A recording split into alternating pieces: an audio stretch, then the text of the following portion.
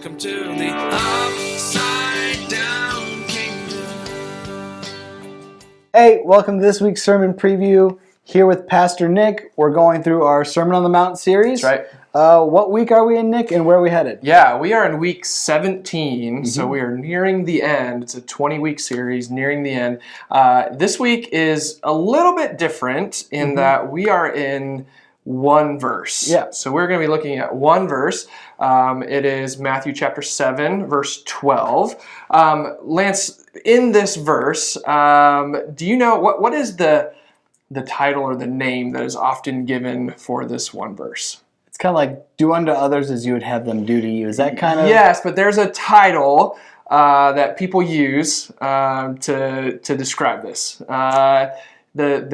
The word rule is in it. Oh, the golden rule. The golden rule. Sorry, golden rule. Yeah, I forgot my Sunday school answer there. Yes, the golden rule. So we're looking at the golden rule this week, and there's a lot of depth to just this one rule.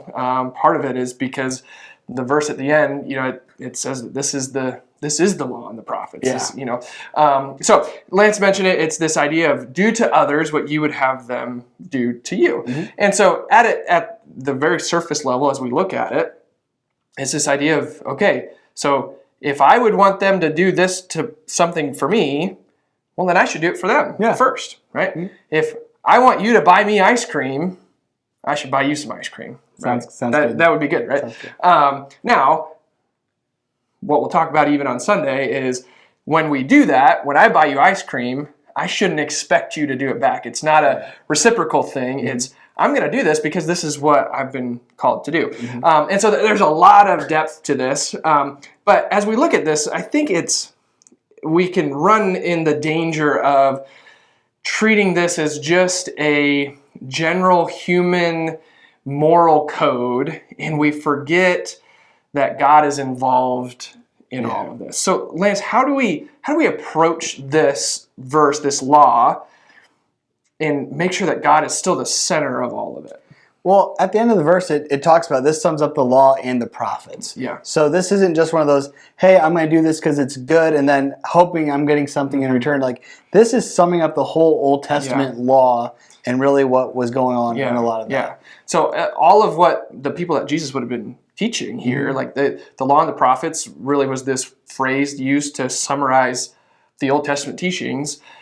So, hey, people, everything that you've heard, like, this is the summary of it. This is how God expects you to interact with each other, right? Because God cares how you interact with each other. He cares about the relationships that you have and how you treat other people. So there's a lot within this, even in our relationship with God and His relationship to us. So much depth to it that I have no doubt in this sermon that there is going to be plenty to talk about, even more than what we'll be able to talk about on Sunday. But it's really exciting to take one verse and to dig really, really deep into it. And so I hope you as well are in a place where you can read it. Definitely, it's one verse. Read the verses before it, the verses after it, gain some context within it, literally, but then also look at it in a couple different translations, because there are some different ways that it's translated in this one. The NIV is different than the ESV, and other translations do it differently. So definitely look at it, but then also think about this idea of, how have I lived up to this? Have I been living the golden rule in every situation? I think the NIV says, in everything that you do, live this out. Everything. Not when you want to, everything. So how have I been living this out? Have I been living out the golden rule in this? So that's one thing to maybe reflect on. Yeah. I think you hit it on the nail, though. Everything that we do, and when you really break that down, I'm like, oh man, that refinement piece can be really, really taken into consideration. You really have to do a lot of heart examination after this. Yes, that is very true. So the other thing, this week we will be participating in communion. And so that'll be after the sermon. And so for those of you that like to take time to really prepare spiritually for that act of worship, we want to give you a little bit of a heads up in that so that you can do just that. Awesome. All right. See you then. See ya.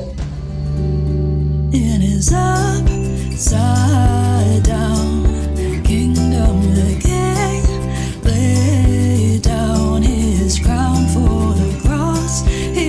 Jesus to give his life for the lost and the broken souls. He's coming to take us home. Take